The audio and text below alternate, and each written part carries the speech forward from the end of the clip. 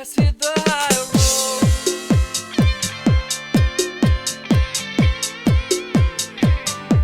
Let's hit the high road.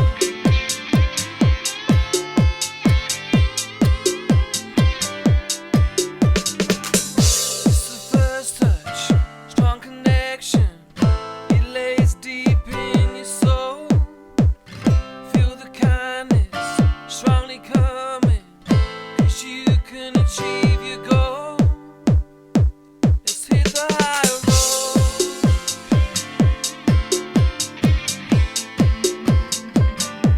Let's hit the high road.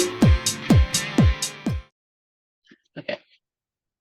Hi, this is Nancy Yearout, and this is Nancy's Psychic View on the high road to humanity. And I have two wonderful guests today. Bernard Haisch and Marsha Sims are here, and they've written this cool book. It's called The Miracle of Our Universe. And you guys, happy Halloween to everybody out there.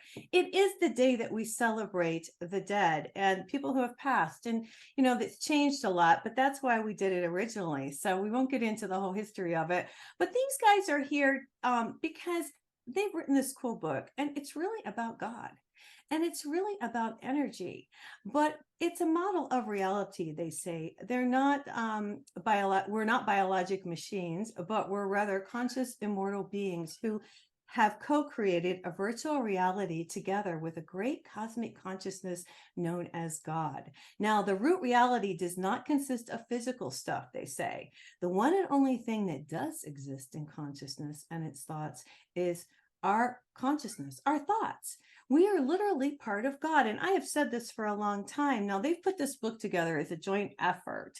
And I'm going to read their bios here in just a second. But I want to talk really quickly about what's going on around the world. You know, I did hear this morning that some of our bases in Iran were being attacked in the Middle East, and that is happening right now. And Netanyahu warns world, if Hamas wins, you're the next target. And you know what? I agree with that. And so it's really important that we support and we send prayers, because the best thing we can do, and that's what we're going to talk about today, is energy and the universe and how everything works. And it's prayers. It's the energy of our words, our thoughts that go out into the universe. You guys, I'm really happy you're here today. Thank you. Yeah, we wanted to counteract all the negativity with light. Oh, God bless. Yes. Light, love, yes. love and light. Yes. Love and light. Yeah.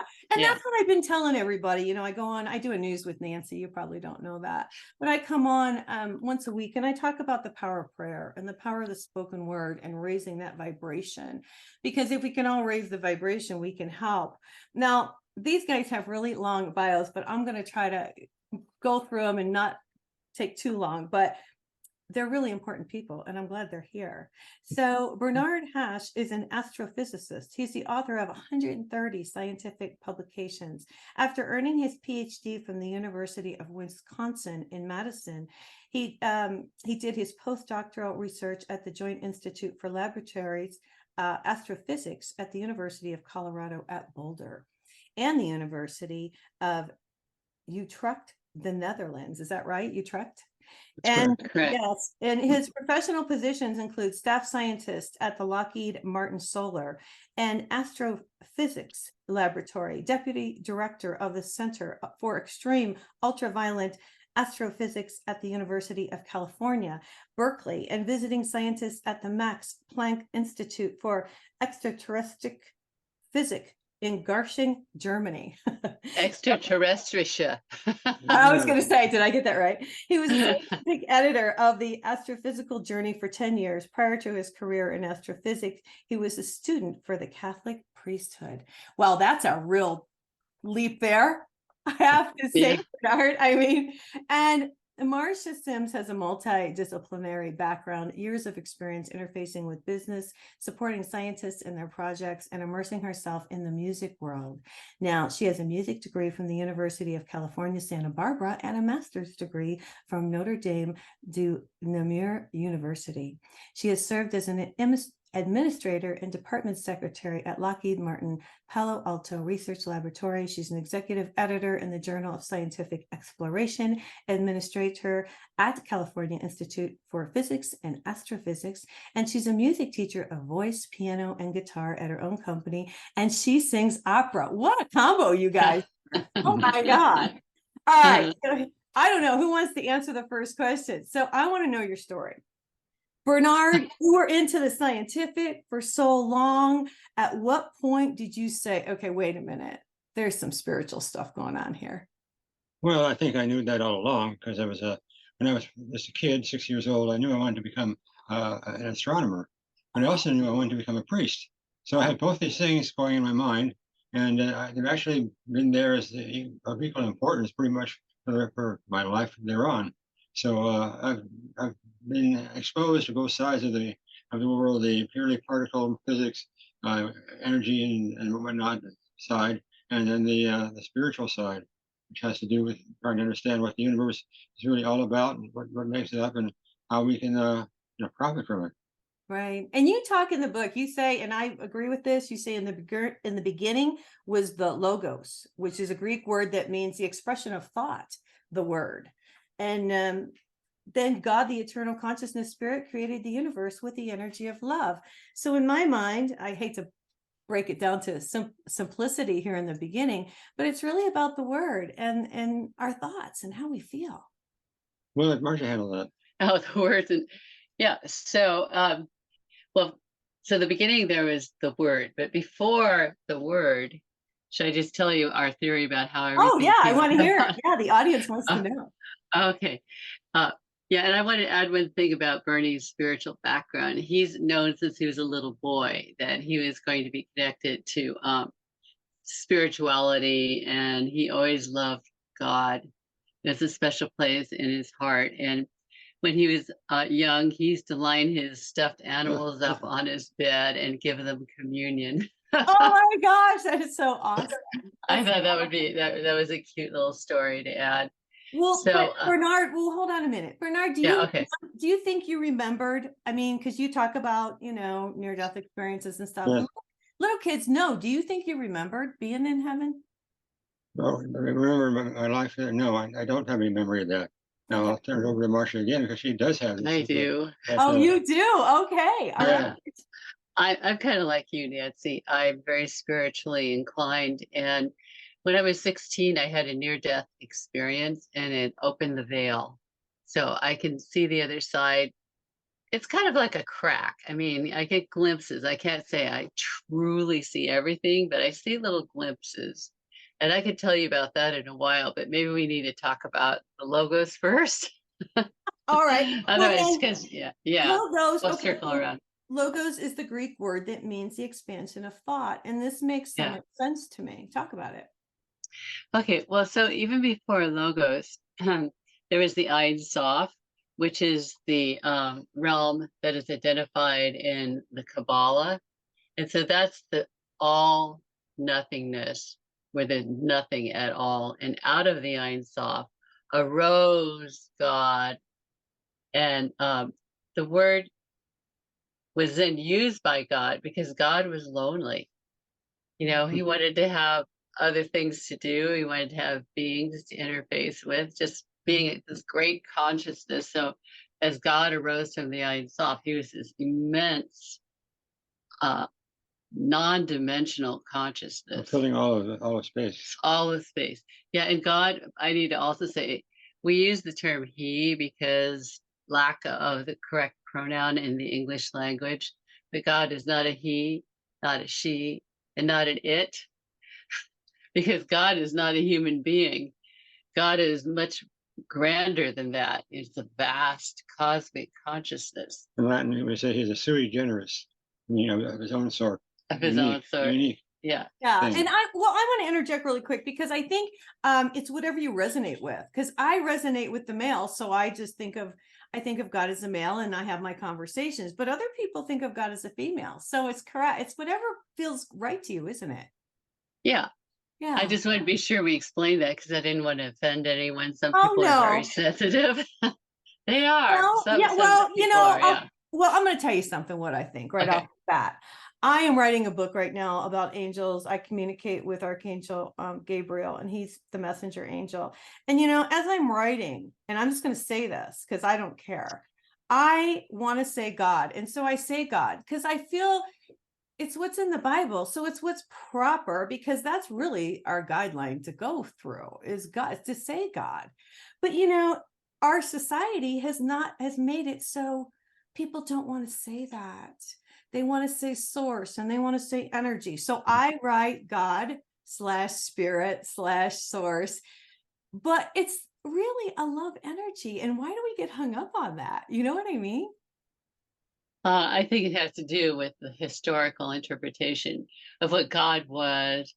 God was viewed as this desert patriarch with a gray beard sitting on a throne on top of clouds and angels floating around him and Well, that's endlessly people, praising him. Yeah, right? But that's people did that, right?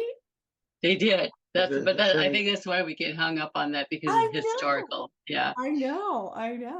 Some But people still think that. well, and So that's okay. I'd rather that they think that than to go the other way. that's true. That's true. Um, So anyway, I do want to go back because I didn't get to finish about the creation of the universe. It's so here we are. God is this big, vast cosmic consciousness who got lonely. So the first thing that he, she, it did was to create the 0 point energy, which is a vast magnetic field that undergirds everything in the universe. And I can tell you more about that. Bernie has an experiment to tap it, which we could talk about later. okay. Um, it's the Jovion, Jovion company. We go to the website or just tell you a little bit about it. But anyway, so Sure. he created the 0 point energy, and out of the 0 point energy, God used the logos, the word, the expression of thought. That's what it was, the expression of thought, and created the Big Bang. So Bernie is an astrophysicist, and he does believe in the Big Bang, but not exactly the way many physicists do, because Bernie believes that the Big Bang arose from the 0 point energy and God's expression of thought. So then when the Big Bang happened, all of the universe came about. All of the planets, stars, different universes, all physical matter came out of the Big Bang. And then eventually evolved our sun. And then our planet came out of our sun, and we talk about that in the book. And then here we are, expressions of life, and we are immortal beings who co-create our virtual reality along with the vast, great cosmic consciousness known as God. So that's where what the word is all about. Well, yeah, we are creators. We're little creators because we are made in the image of God from what we've been told. But what I've learned and what you talk about in the book, it's really about down to the energy of our thoughts, words, and our feelings. Yes. So we completely resonate, don't we? It's crazy. If we could get everybody to realize that, just that one thing, I think the world would change.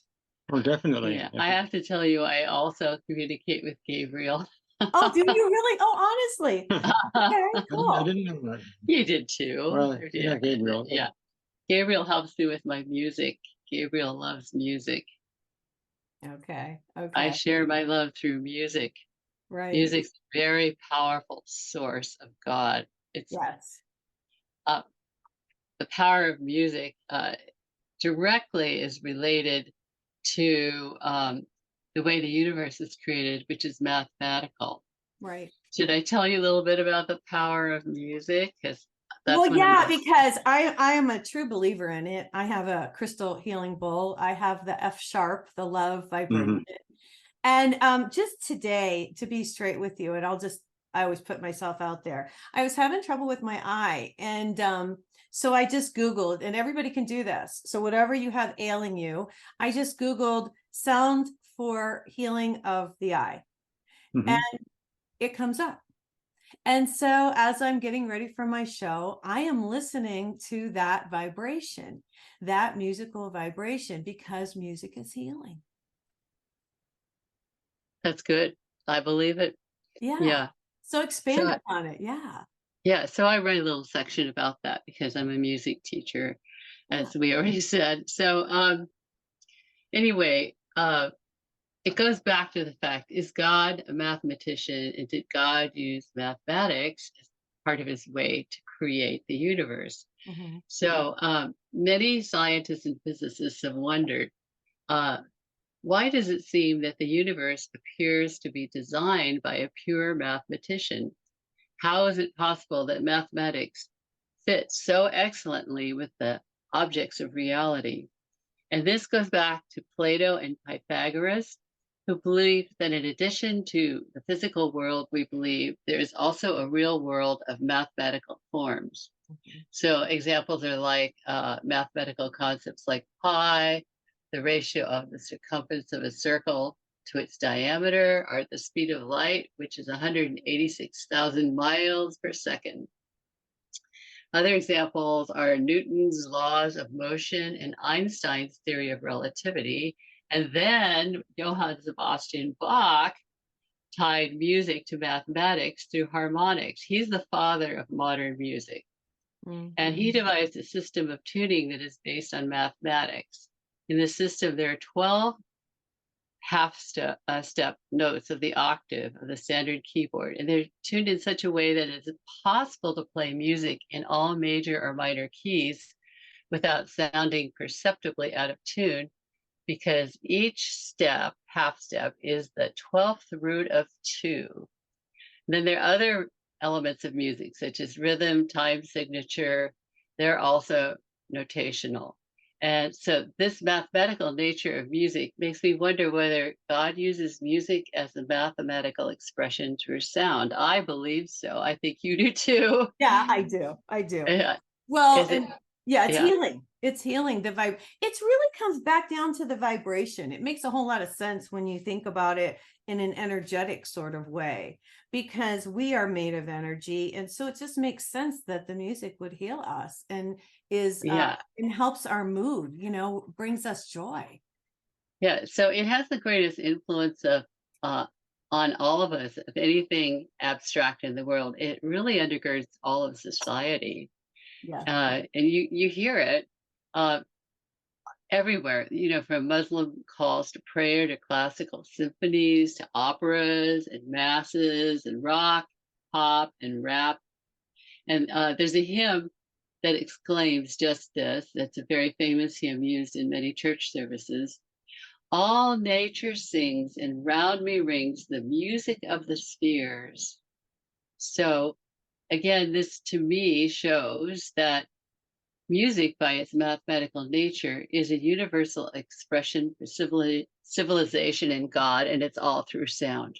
Right. I agree. So, I had yeah. a guy, I want to tell you guys while we're talking about this. I had a gentleman on my show, oh gosh, about a month or so ago, and he was into sound.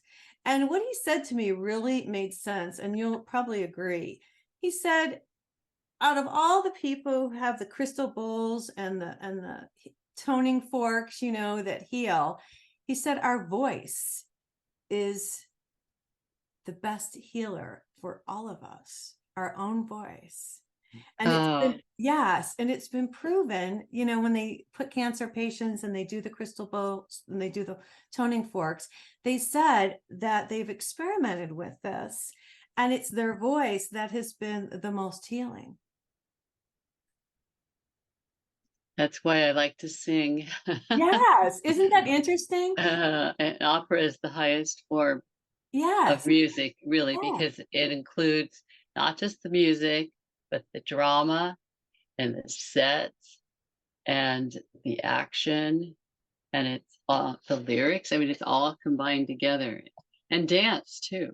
Dance. It's Yes. all in opera. Yeah, it's Yes. all in And opera. I love this. Well, let's talk a few things in the book. You talk about consciousness, you talk about reincarnation, past lives. You kind of go through the whole you give a lot of information, which I think a lot of people are aware of. There's been a lot of case studies, a lot of children who've claimed to remember past lives. Do you want to talk a little bit about that?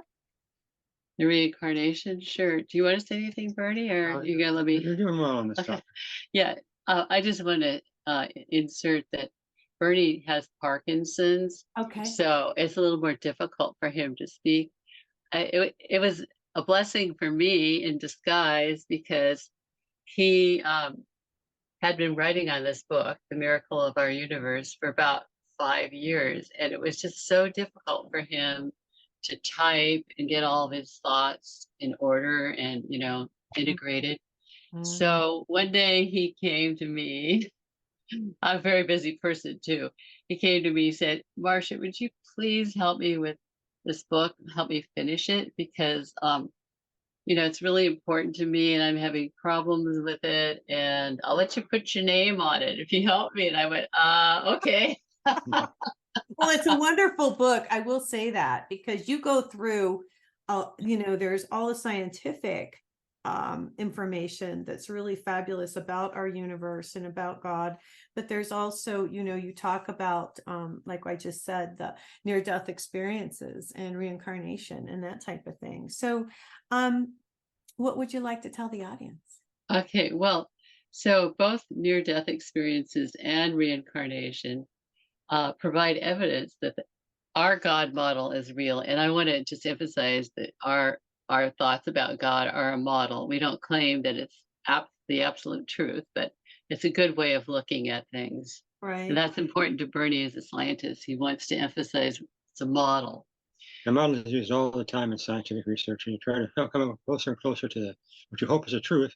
But really, this acquisition of information and past lives is a really important thing to take seriously in your life. Right.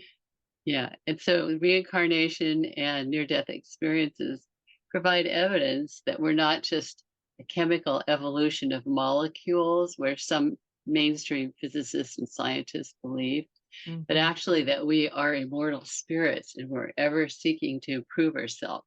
Right. So, yeah, in the case of near-death experiences, observers give us reports of the afterlife that point to the fact that there is a heaven experience and our spirits live on in a new form or body. So I have my near-death experience, and then we have Aben Alexander's book, Proof of Heaven, which is an amazing book. Yes. Because it started out, he was a skeptical neurosurgeon who had a very, very serious illness. He got infected by, it was some sort of Meningitis. Meningitis. I don't know, it was a viral infection. Yeah. And he actually, they thought he was dead. I mean, he went into a really deep coma, but in reality, inside him, he went through this enormous evolution of what happens after the body passes to the other side. He saw the whole other side of the veil called death. I mean, he started out living in the mud as an earthworm, and then he progressed, and then he went to this other more beautiful kind of tropical area, and he saw butterflies and waterfalls and stuff like that. And then he actually traveled to the core of God. It was a deep, velvety, beautiful feeling. And he came back to share all that with us. Yes. And he was no longer skeptical, of course, not after that. Right. I think he was out. Wasn't he out for like 8 days and they didn't think he was going to wake up, and then he just woke up and told everybody. Exactly. It was Yeah. 8 days. Yeah. So he could no longer explain away what happened to him, that he knew for sure that he was more than chemicals.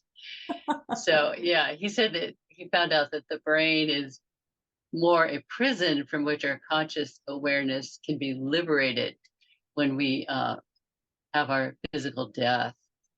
And we actually have a really robust life that evolves after our spirit passes from our physical incarnation here.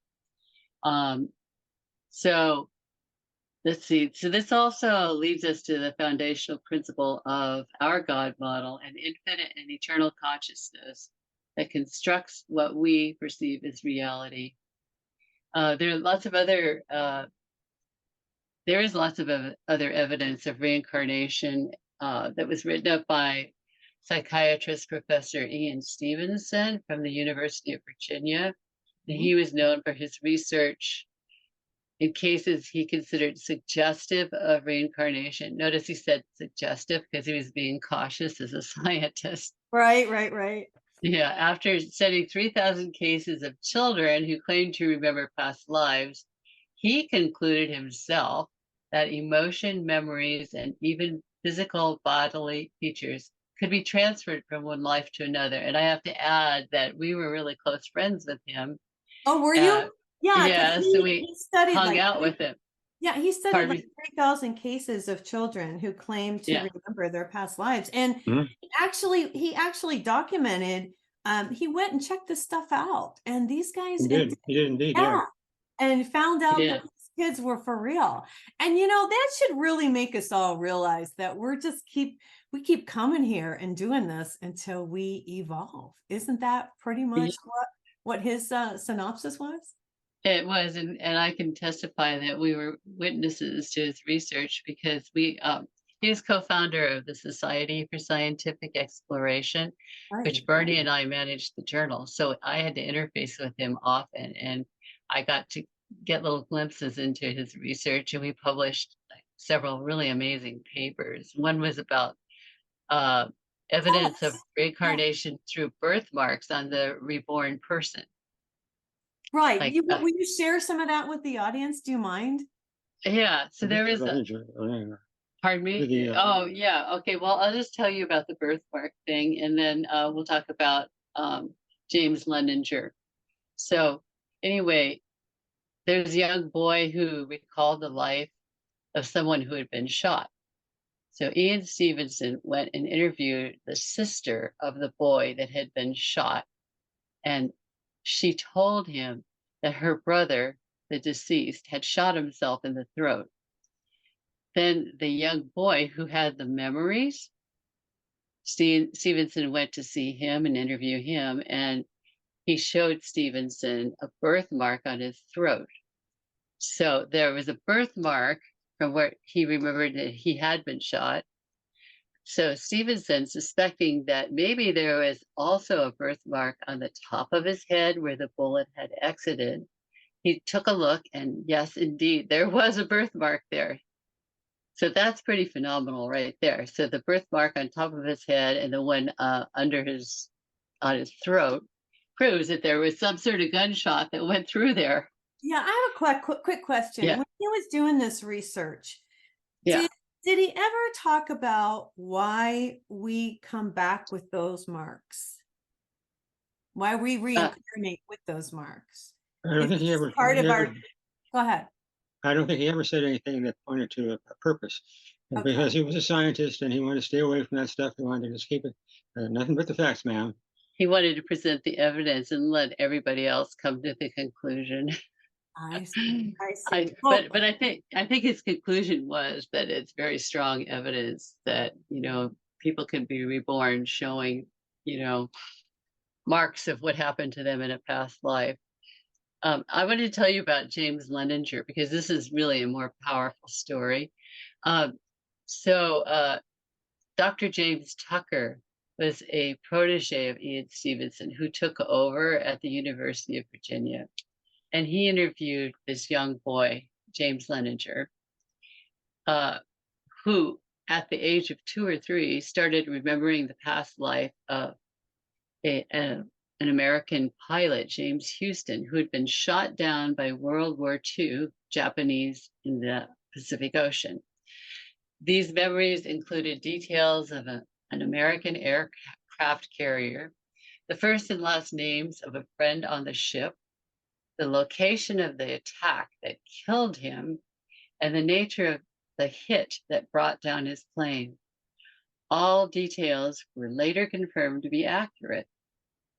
He even met his old friend when he had been James Houston in a reunion from the sailors who'd been on the aircraft carrier.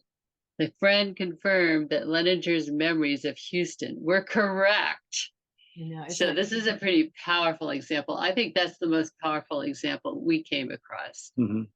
So James Leninger remembering being James Houston. And if you Google it, you can read all about it. It's amazing. Yeah, Then and it's there's in here, and all of that is in here. All these stories that you're telling us are in this book. Yes. and there's my near-death experience. Do we have time to talk about it, Yes, or I want to yeah. hear yes, tell us. It's always Okay. it's always interesting to hear somebody's actual account. Yes. Okay. Well, when I was 16 years old, I was vacationing with my family and another family at a beach that was south of Santa Cruz Okay. called Rio del Mar. And I was out jumping in the waves, body surfing with the boys from the other family and my sister. And we were just having a great time. And I've always loved to swim. So I was being way too trusting of the ocean because it was around Easter break Mm. when currents and climate can be volatile. So anyway, there I was jumping in the waves, and all of a sudden this huge wave crashed over me and pulled me, sucked me under, and I could not put my feet on the ground. I was terrified. Fortunately, I'm a good swimmer, so I was able to navigate through this, but I got sucked out to sea. I mean, way out, about a quarter of a mile. And as I was being pulled out, I saw the people on the shore getting smaller and smaller till they were like little ants. And it was very, very scary, as you can imagine. I just kept swimming because I knew how to swim. But pretty soon, this other experience came upon me. There was this beautiful kind of violet, purple, white light glow halo that came all around me. And I heard voices and I saw images. And as I continued to experience, I realized they were my ancestors, like my grandmother, my grandfather, and going back through generations. It seemed, because I can't verify all that, but it seemed like it was this whole lineage of ancestors that came to rescue me from the other side. There I was hanging between life and death, but getting a huge glimpse of the veil beyond the death. And they told me, Marsha, it's not time for you to die right now. You have a lot to do in your life. So we're here to help you. So all you have to do, relax, and we'll keep you afloat. And they joined a network of hands under me. Oh my And God. it was really, really beautiful. So it was just like I was being kept afloat by love, as we talked about earlier.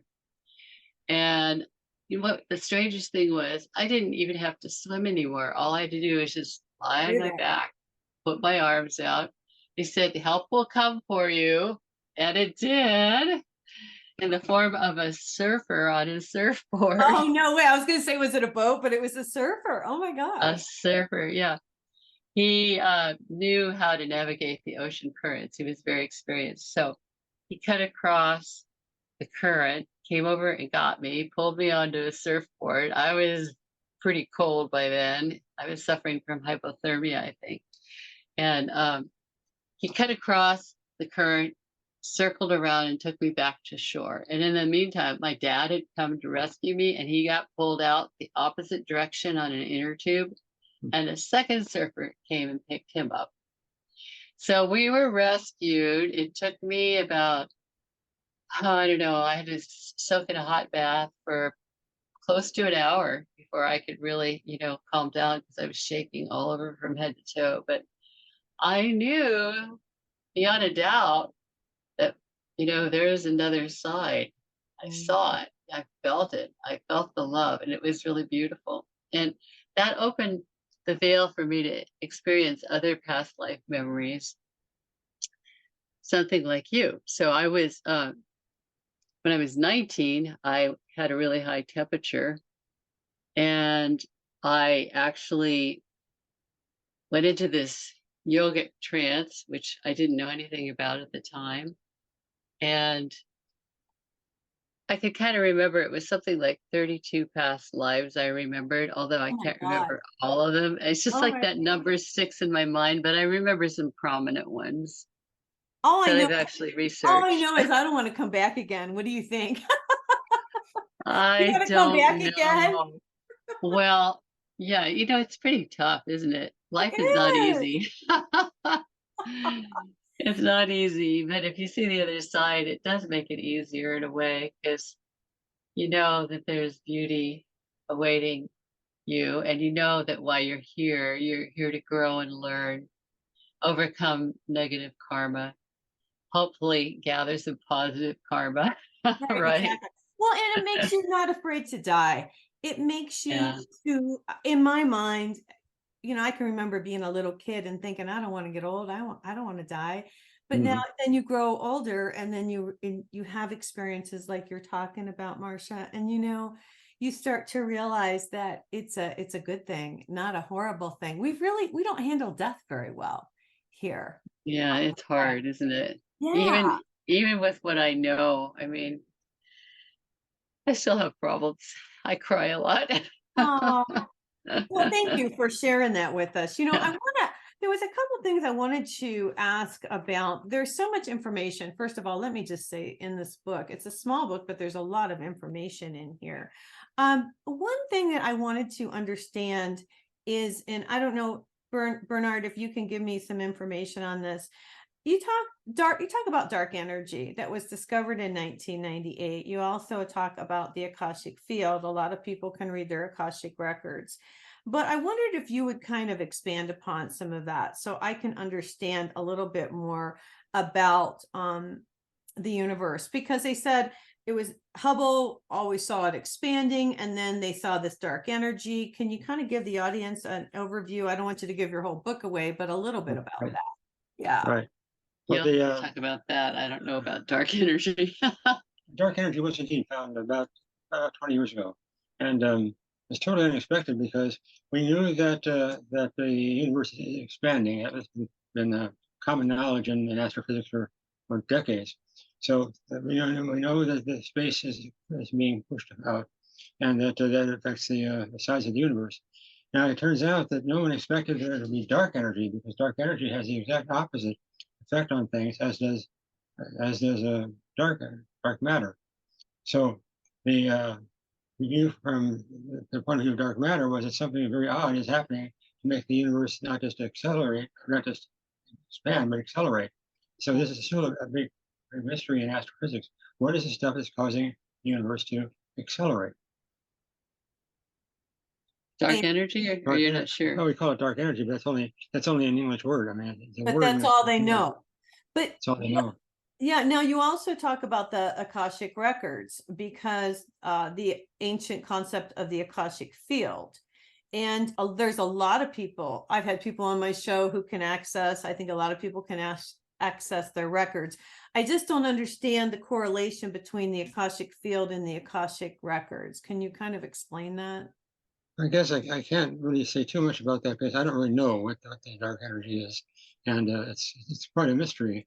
Um, so we need to wait a few more years until the results come in from the latest NASA satellites that have been launched that are investigating exactly these sorts of problems. Okay. So I put the reference to um, excuse me, to the I'm talking about the Akashic? Akashic records? yeah. Yeah, well, the Akashic records, it's been seen by many psychics, and Right. we believe in its existence. Now I really had It's a problems. hall of records. Right, I know that. I know that. But Yeah. what is the Akashic field? Irvin Laszlo draws a comparison between the ancient concept of the Akashic field and the 0 point field. And you talk about that in the book. And I've had a lot of people on the show who read the Akashic records.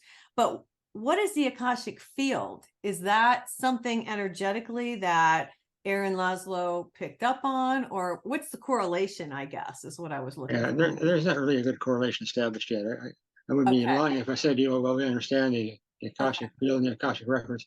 We Okay. don't. I mean, I think there's a good chance that it may be something totally different that we're observing when we Okay. do make measurements of the energy.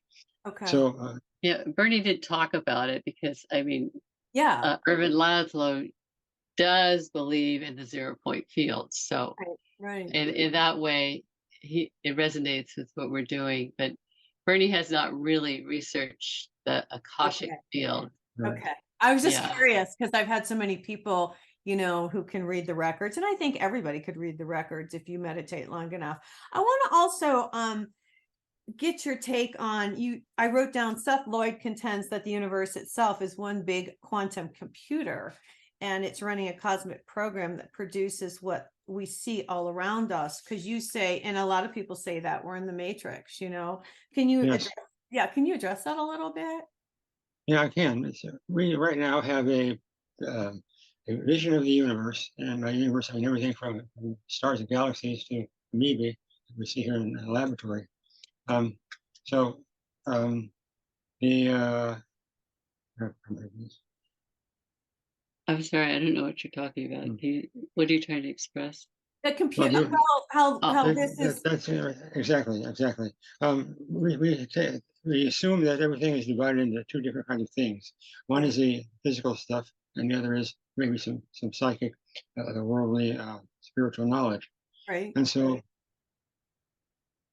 You want to know about the virtual reality, right? yeah, Well, when I Well, see, I always yeah. thought, and I just want to know your thoughts on it. I always feel like maybe this is a computer program that's running right now, and we in are fact, the avatars, in it. in So fact, I realized that the point I wanted to make there was that we, if the universe is taken to be a cosmic energy field, then we don't have two different kinds of reality anymore: energetic fields and physical fields. Who needs two?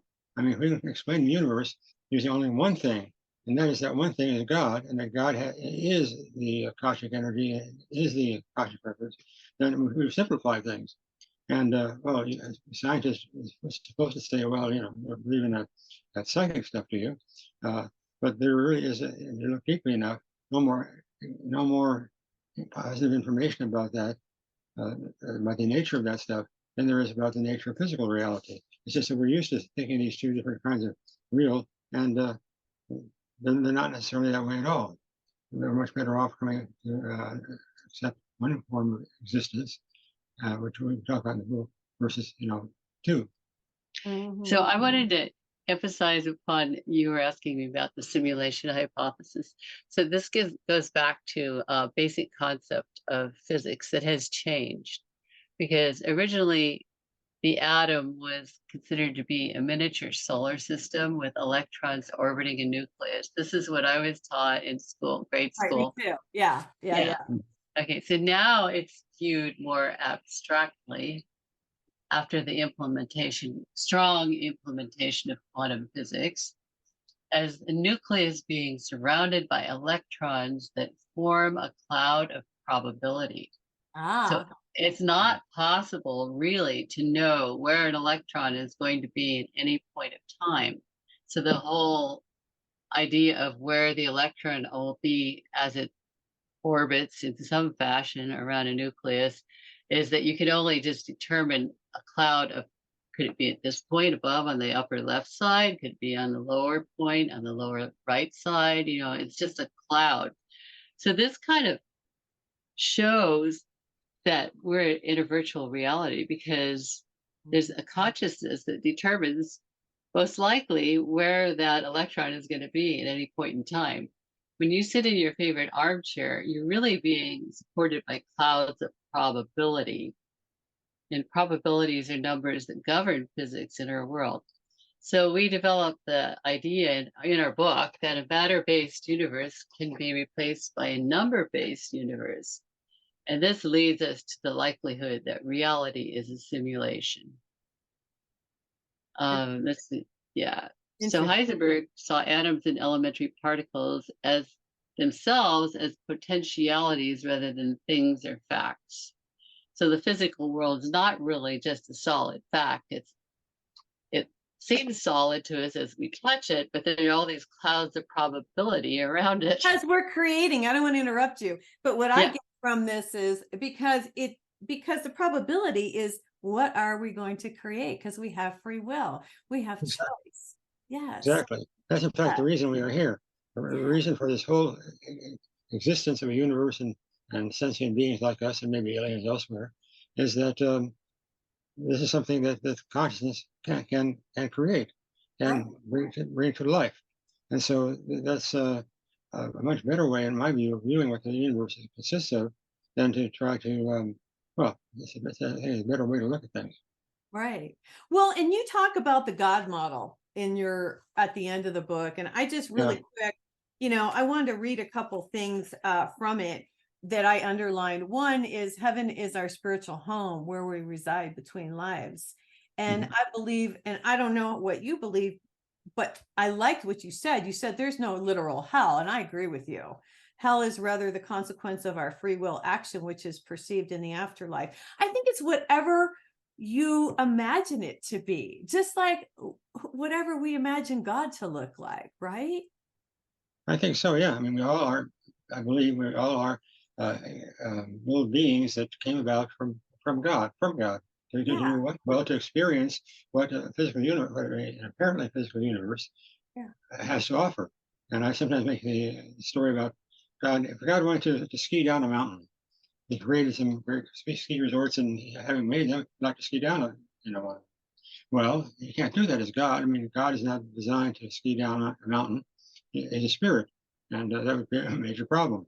So what the God has done is to create little bits of Him, some of right. whom will be skiers, and that way God can understand and enjoy what it is that He's created.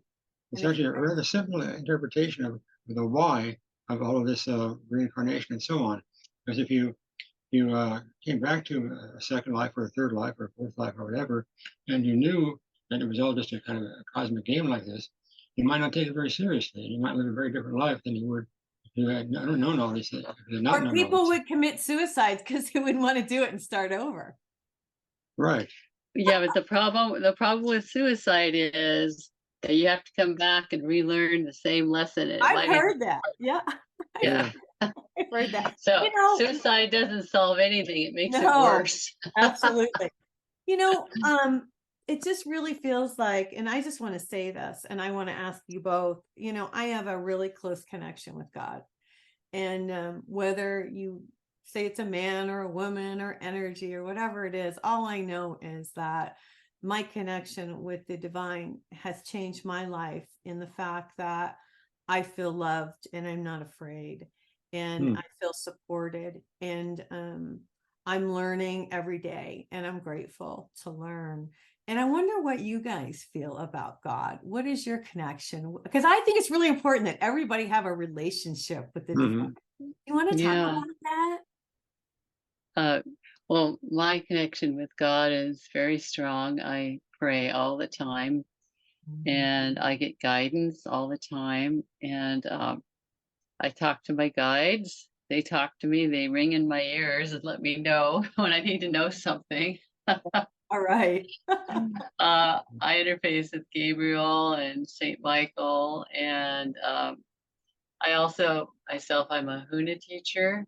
Oh, I um, so that deals it's a Hawaiian philosophy dealing with three levels of consciousness. I'm aware. I'm aware. Uh, I yeah, know okay. about it. What The is it? Uhani. The Uhani is the conscious self. Yeah. The Unihipili is the subconscious, which is really powerful, and it's really important to interface with it and to love yourself, or things go haywire. And then the Aumakua is your higher consciousness, which connects to other higher beings on other planes of reality, and it guides me and it guides everyone. We all have those three levels. So I experience God through that many different ways, but it's just God to me is a feeling of love, and the way I have the most strongest experience when I experienced God was when I had an awakening of the heart with this really wonderful, I guess you'd call her a, a guru. She's kind of a guru of sort, although she doesn't say she is. Her name is Gangaji, and she holds satsangs up here in Northern California. And when I first told about her, we decided, okay, let's go to this satsang. You have to sit on the floor, bring cushions. There are some chairs, but you're supposed to go and meditate, and you're supposed to get messages from Gagaji, or you could go up and have dialogue with her. So anyway, Gagaji walked into the room, and she's I guess you call it a transponder. She sends out love and energy. She She's shoots it out capable. to you. Yeah. Yeah, she's capable of doing that. So she looked right into my eyes. I'd never even talked with her before. She looked right into my eyes, and all of a sudden it was like this nuclear bomb of love just exploded inside me. And I closed my eyes and I saw swirling purples and blues going out the top of my head, the highest chakra. And I felt love all around me, all inside my body. My heart started palpitating with love. And it was this sweet, wonderful feeling. And tears came down my cheeks. And I looked around the room and I saw God. So that's that's how I experienced God. I saw God. I saw there these little, it's like this master web of light connections that connect all human beings together. And everyone in that room was resonating with Gagaji. So it was absolute love. And it was beauty. And I could see God present in everybody in that room and in myself. So that was my most profound That experience of changed God. you. Yeah. Yeah, it did. Yeah. And Bernie, how do you experience God? Well, that's tough for me because I'm into the investigate the world in a deep but academically legitimate way, and I haven't ever seen God as you have. I know He's there, and I think He listens to my prayers, which I do pray. We But, both pray together. Yeah. but I unfortunately don't have the experiential side of things. But if I had not had them, and I might have been a busier scientist, I might have made more discoveries, perhaps. But anyway, I guess I'm grateful for the life I have. But it's not the direct access that you and Marsha seem to have. Yeah, but he experiences God. He wrote all about God in this I was book, gonna God say, Channel. Well, I guess that's true. Right, right, I through did. this book. That's how you Well, experience God. and I want to say That's that, true. Yeah. you know, you guys, and Bernard, I just want to tell you that I tell the audience every day, and you can do it too. All you do is bring in that light from above and just visualize it coming in your crown chakra and down through your body. And that light, that love, if you just take 5 minutes in the morning, it's like plugging in. It's like you're connecting to the divine. If you just plug in and you receive that energy, it's healing and it's calming. And that's where you can bring the love right into your heart. And that's what I think. You know, as you were talking, Marsha, I just want to say that was such a beautiful experience you shared with us, because I believe that we're all trying to get to where you're talking about, where the love is in our hearts. And Yeah. if we could all feel that love and if we could see the little bit of God in every one of us, which there is a little bit, a spark of God in one of us, we wouldn't be so quick to have war or be nasty to people Yeah. or speak ill will against others. You know, it's really about love and the vibration of love in my mind. What do you think, guys? I agree. And I think that's the purpose of your podcast, Nancy, is to counteract the darkness that's going on our planet right now. Yeah, We have to, as light workers, we have to put our light out there. we have to. It's sometimes challenging, but it's really vital, you Yeah. know? Yeah. I didn't get to tell you, do I have a moment? I wanted to tell you about the Yes, 0 point field. Okay. So this is important because I spoke earlier about how God created logos and created everything using the 0 point energy. So what it is, it's a vast field of electromagnetic energy, and it's also known as the quantum vacuum field, the QVF. Mhm. This field represents the underlying energy that is everywhere in the universe, even where there is nothing but vacuum. The ZPE is composed of a combination of every frequency or wavelength that exists. Some are long and others short. It's perfectly random.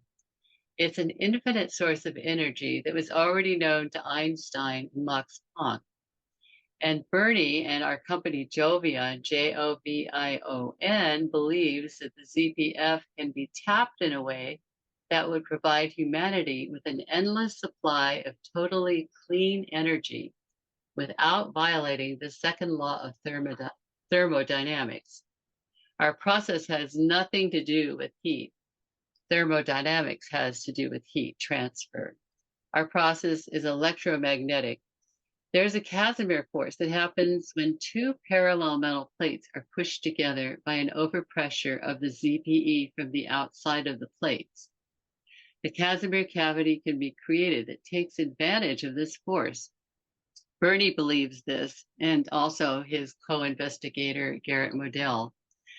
The ZPF can be manipulated through the use of nano-sized Casimir cavities by squeezing out photon energy. Electron orbitals of an atom spiral down inside the cavity and photons are emitted. Our process then sends the photons through a photovoltaic cell and electricity will then be generated. So the ZPF acts as a kind of catalyst. This could be done with what we, the Jovion Corporation, has called the Casimir generator, which is already patented. I came up with the name, by the way, Casimir generator. It's kind of catchy. Say, hey, have you got your little CG? Let's just plug our device in and everything will run. It's portable. So wait a It can minute. be used for everything. So hold on. So in layman's terms, you're bringing in new energy is what you're doing. No, we're squeezing off energy that's already there. So That's what what do you- you're taking it from. Explain. I want to understand, and I want the audience to understand. What's the idea? To obtain clean energy? What is it? Okay, so inside a Casimir cavity, it's a very, very narrow space. This was invented by a Dutch physicist, Hendrik Casimir. Hendrik Casimir, yes. Okay. You have to get it down to the nano level. Previously, this was not possible until nanotechnology was developed, so it's now possible. Bernie had this idea at the beginnings of nanotechnology, but we didn't have the devices to use to get the plates close enough together. So when the plates get close enough together, remember I said the 0-point energy has long and short wavelengths? Right. What happens, it prevents the longer wavelengths from getting inside it because the space is too narrow. Okay. So what happens is then the space inside the cavity becomes less than zero. This has also been a criticism in the past, is you can't get energy out of zero. Well, it becomes less than zero inside a Casimir cavity. In reference to the universal Outside. underlying force. Yeah, and so because it's less than zero, the atoms that are inside the Casimir cavity get squeezed, and the photons get squeezed off. They go pop, and they're released. Photons are little units of light, and that's what we use in solar technology, light, to create electricity. So these little photons are going to be harvested out of the Casimir cavity, and they're going to go into a photovoltaic cell by the use of gases. And the gases we think we might use is xenon, but it could be, what are some of the other gases? Neon, argon, krypton. Neon, argon, krypton. Does it give us free energy? Well, No, it's not free. It's squeezing off the photons that are already around atoms. that's right. So what's the purpose? What's the purpose of it? Well, you don't have to, we'll be free of petroleum oil. Okay. Okay. It will create electricity off the photons. Okay. The 0-point field is literally everywhere, inside everything, outside everything. And Okay. that's not disputed by physicists. What they Okay. do dispute is whether you can take some of the energy and release it. Because they say, well, that violates the second law of thermodynamics. You're getting something for nothing. And the answer is, yeah, you are kind of getting something for nothing, because it's in a sense similar to the astrophysical energy that we talked about earlier in the program. And so, What about the 0.0, dark Yeah. energy? if there is enough this dark energy to make galaxies expand, well, this amount of energy would have a very good possibility of making energy appear at any place we have a device set up. I So understand. Okay. Yeah, and I want to emphasize that there is currently there are current scientists or semi-scientists who are trying to use free energy, and that's something different. We're not even sure what it is. I think they're just playing around because right. one of our co-investigators, George Hathaway, says he's tested just about every device that people have sent to him and none of them work. He believes that our experiment, our device, is the only one that has possibilities, but we still have to develop a prototype. All right. So I you're mean, still in that. You're still in the experimental. Well, you're through the experimental stage, but now you're getting ready to put a prototype together. Well, we No, need, not we quite. need, yeah, we need to, no, we need funding and we need help. If anybody listening to your program Okay. is interested in what we're doing, they Okay. should go to our website. It's www.jovion.com, and you can read all about us. Cool. So yeah, no, we've had a number of experiments that seem that it's promising, but we're only using surrogate Casimir cavities. We need to find the correct and to build and fund the correct size Casimir cavity so we can prove without a doubt that we're actually gathering energy off the photons that are being squeezed off inside Casimir cavities. And we found a company in Goleta just recently, last week, called Atomica, and they think that they could build us the Casimir cavity that we need. So it's really important we get the funding. I love it. I love it. Well, if Yeah. there's anybody out there who wants to help, hey, listen, we got to Yeah. get her out of here for today. We've been here Yeah. over an hour. Yeah. You guys, this is an amazing book.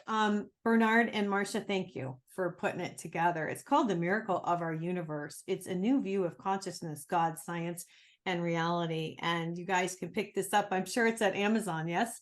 it It yeah. is on Amazon and our website, themiracleofouruniverse.com, all spelled out. You All can right. read about it. Can I say one last thing about how to Yes. get your guarantee? How do you get your guaranteed ticket to heaven? These are my special thoughts. Oh, okay. Okay.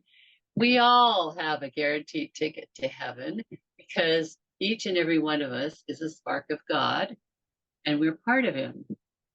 The alternative would be hell, which does not exist because God would not condemn a spark of himself to hell.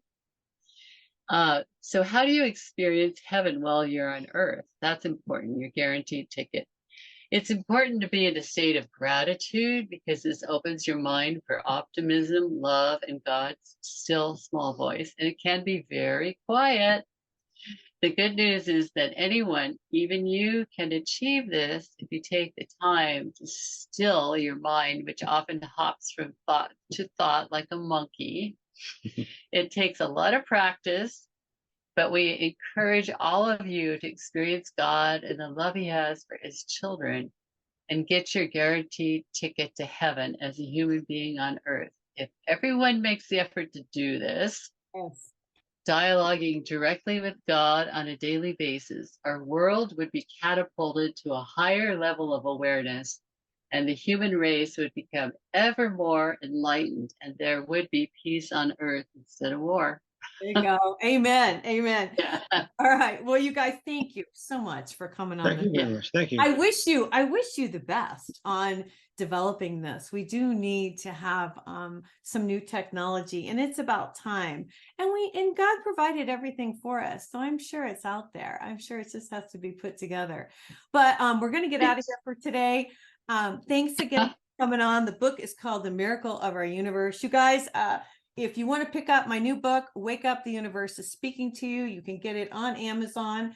I will be speaking in LA. I'll be doing a workshop. You guys come and see me 2024 in February, and I'll be teaching spiritual law and I will be teaching angel communication.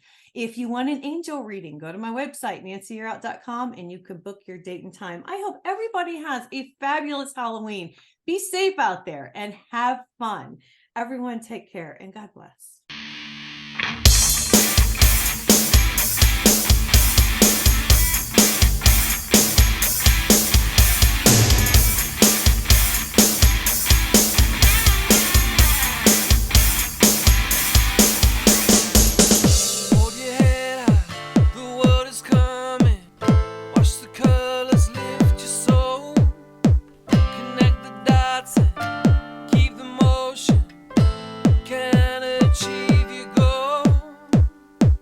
Let's hit the high